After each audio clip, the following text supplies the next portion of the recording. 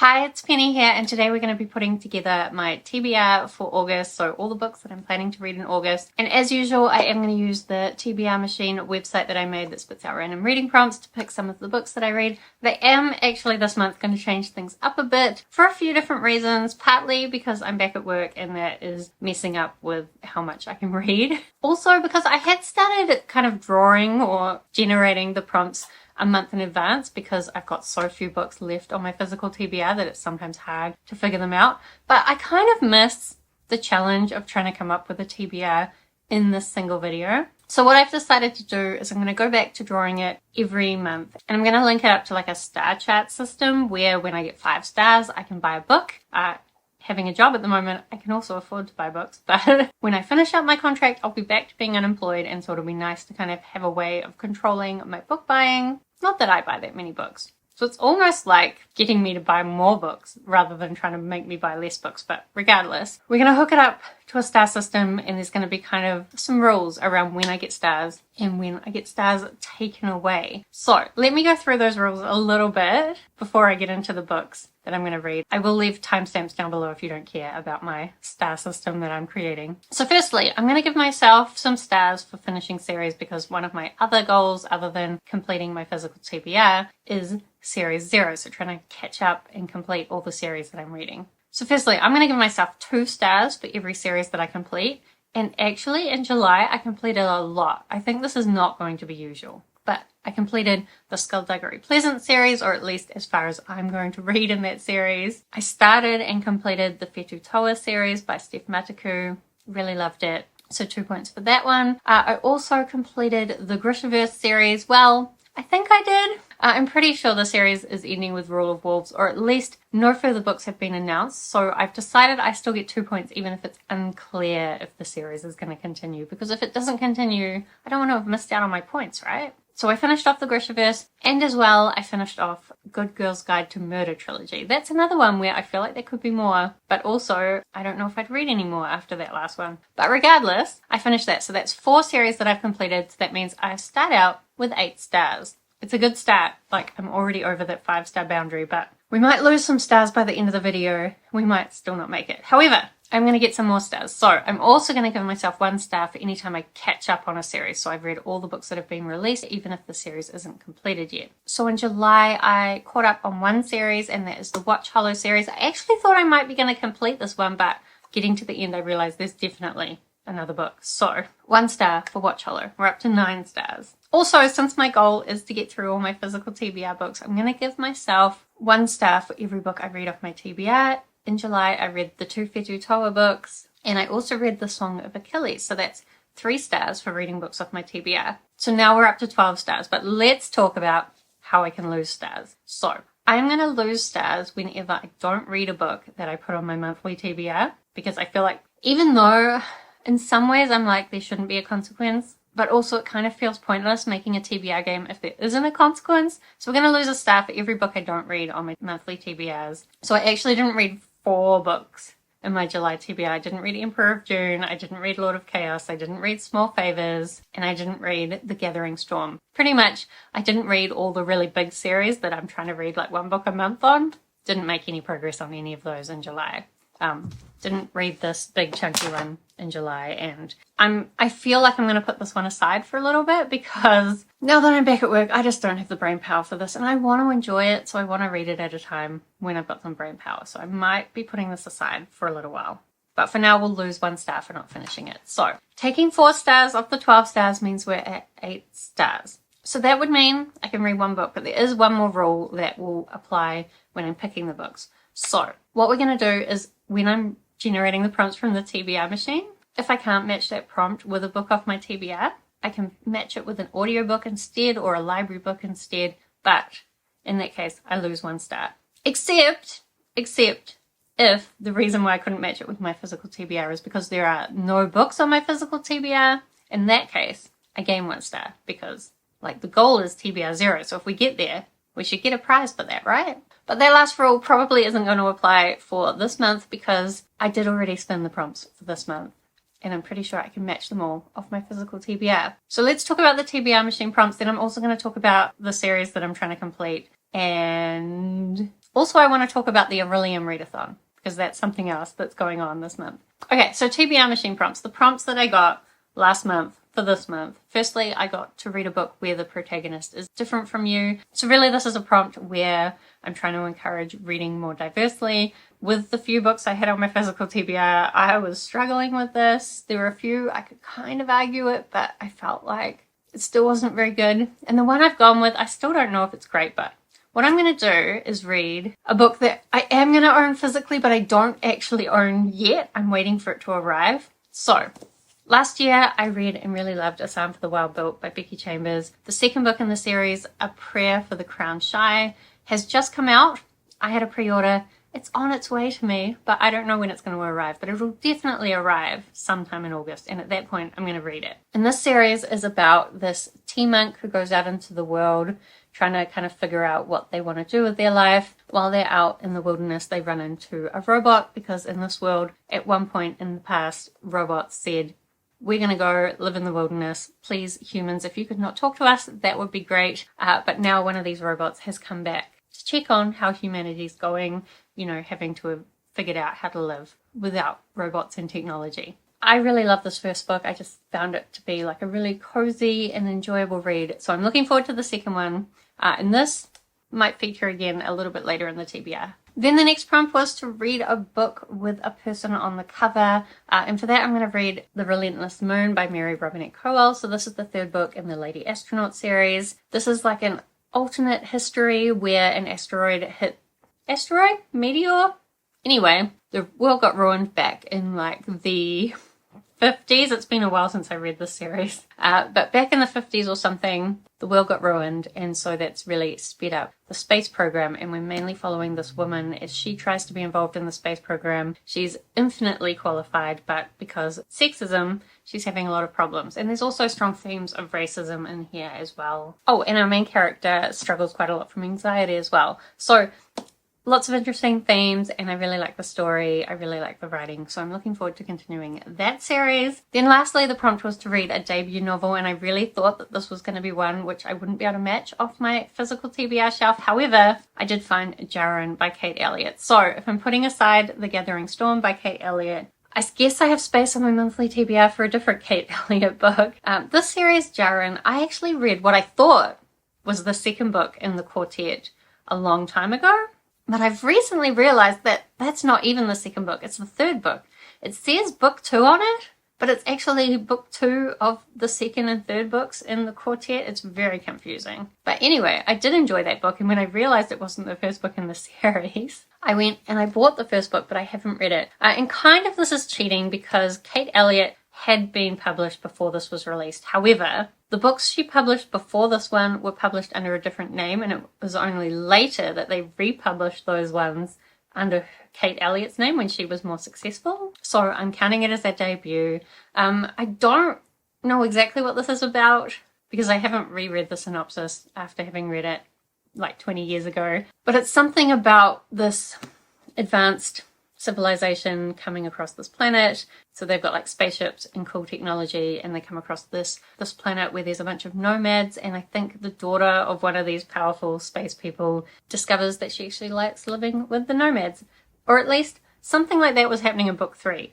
I don't know about book 1, but we will see. So these 3 will be my TBR machine prompts. I did think about picking 4, like 1 per week of the month. However, I almost always have a library book to read as well, and I just don't think that's achievable while I'm working. But I might put the number of prompts up again if I finish work and go back to being unemployed again. But for now, there's these 3. However, that's not going to be all I read because I do have some library books. And I also have this big goal of Series 0, and I still have about 90 books that I need to read to get to Series 0, so we want to keep going through that. And I've kind of set myself the goal of trying to pick 10 books every month from series that I'm reading. It might seem like a lot, but usually I can read 1 to 2 audiobooks every week. And I want to be encouraging myself to go for more walks while I listen to audiobooks. So I kind of want to keep this number high. Plus, as well, I say 10. It doesn't mean I'm going to be picking 10 audiobooks because these are all series. So I've already got 3 books for series. So we just need to pick another 7. So series that I definitely want to continue in August. Firstly, we've got the Hidden Legacy series by Alona Andrews. I read the first 3 books, or the first trilogy, in this series. Earlier in the year, I really loved it. I love Ilona Andrews' writing style. The Kate Daniels series is one of my favorite series. And in the Hidden Legacy series, we've got this world where people have different psychic abilities and they use these psychic abilities to kind of gain political influence. And it's usually like the families are called houses, and these houses have this political influence depending on the strength of their magic. So we're following this family that hasn't had much influence. They're just trying to survive. They don't have a lot of money. But they run this private investigation firm, which has led them to get very involved with all these powerful houses. And now, halfway through the series, they are attempting to become a powerful house themselves, because different people in the family do actually have some quite strong abilities. So the first trilogy, we were focusing on the oldest sister, and the second trilogy focuses on the middle sister, who has the ability to make people fall in love with her. I did read the short little novella in the middle from her perspective, and I did really enjoy that, even though it was about weddings, which isn't something I normally enjoy, but this one, I quite liked it. It's just Ilona Andrews' writing style. I love it. So the third book in that trilogy is coming out in August. I don't know if I'll be able to get my hands on it in August. Maybe. But even if I can't, I've got the first 2 audiobooks from that second trilogy from the library, so I'll listen to those audiobooks and then maybe the third one. But we'll count it as 2 for now, so we've got 5 so far for series. Then I'm also going to continue the Seven Waters series by Juliet Marillier. So this is like a fantasy romance series based on Celtic mythology. The first 2 books, basically, we had the mother and then the daughter being kidnapped for different reasons. Very difficult family situations and political situation, but it's more about kind of the heartbreak of the people who are involved and these family connections. I really love the first 2 books, and the second one really set up the third book, so I'm excited to continue that series. There's, as it implies in the title, a prophecy, and so I guess we're going to see this poor child struggling against the prophecy or within the prophecy. Basically, I think each book is going to follow a different generation. That's my expectation. It might change in some of the later books. There's 6 books in total, but anyway, I'm going to read book 3. I have book 4 on my physical TBR, so once I've read book 3, I can read that one. Then I'm also going to continue all the series that I just mentioned before in books that I didn't read in July, but I have the audiobooks from the library, so I better read them.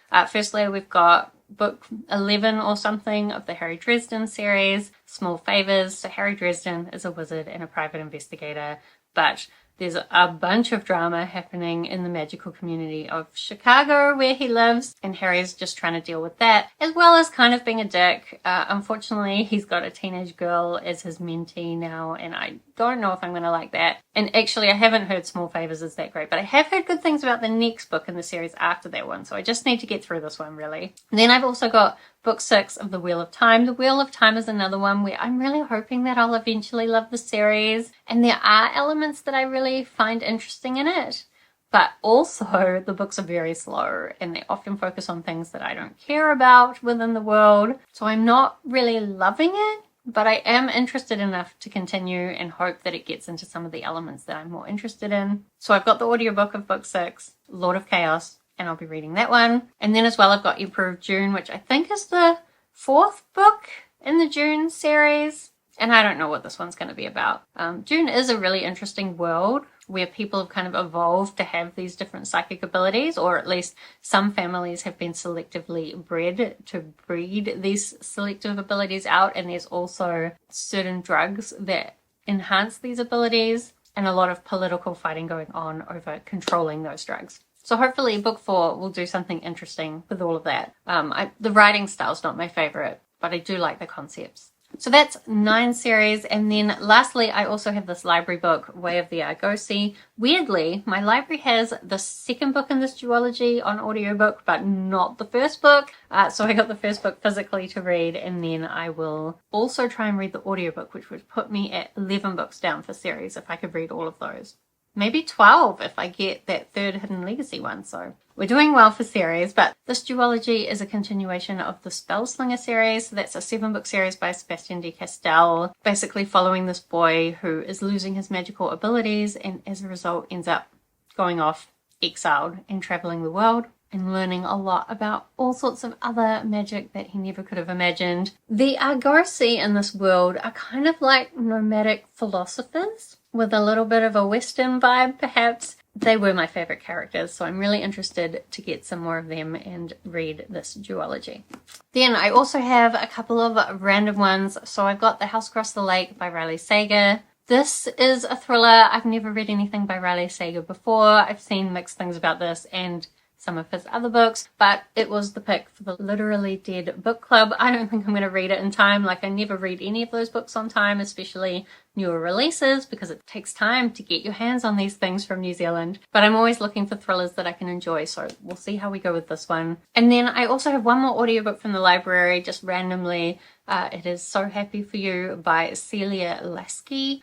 So I saw Olivia Reads a Latte talking about this one, and then Books and Lala as well, I think. Something about a dystopian world where marriage has become much, like, even more important, but we're following a girl who doesn't really believe in it. Do you know, I've kind of forgotten the synopsis of this one, but I was just interested in the fact that it was kind of looking at the concept of marriage and how ridiculous it is. Maybe that's what it is doing. I've kind of forgotten about this one now, but I've got it on audiobook. At the time when I heard about it, I was interested in it, so that's the one I'm going to read. And now I'm going to tell you about the books that I'm hoping to read for the Orilium Readathon, but I just briefly, even though it's my day off from work, have to jump into a meeting for 15 minutes, and I didn't manage to film this in time for that, so I better go away for a second, and then I'll be back.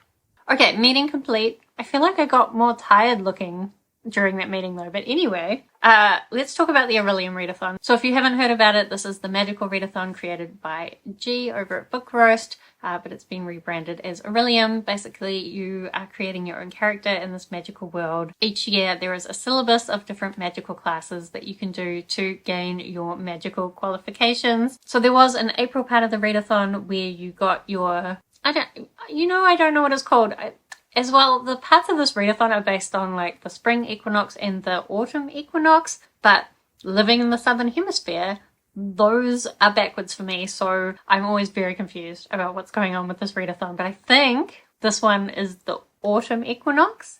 So basically you build on the qualifications that you got in the first round. So I ended up going with the illusionist rogue qualification. I did want to be an alchemist, but it ended up just being too much, and I'm glad now that I didn't go with alchemist, because there's no way I could have done this round of the readathon as an alchemist while working. So illusionist rogue, there's just 3 different classes I need to do. So firstly, I need to get an O in shapeshifting. An O just means you need to read 1 prompt, and that prompt is to read a book with wings on the cover. And so for this, I'm going to use Lord of Chaos by Robert Jordan, the 6th book in the Wheel of Time series that I talked about before, because if you look at the cover very closely, you'll see there's a dragon with tiny wings. And now I'm thinking, has there been dragons in Wheel of Time so far? Is this a new edition?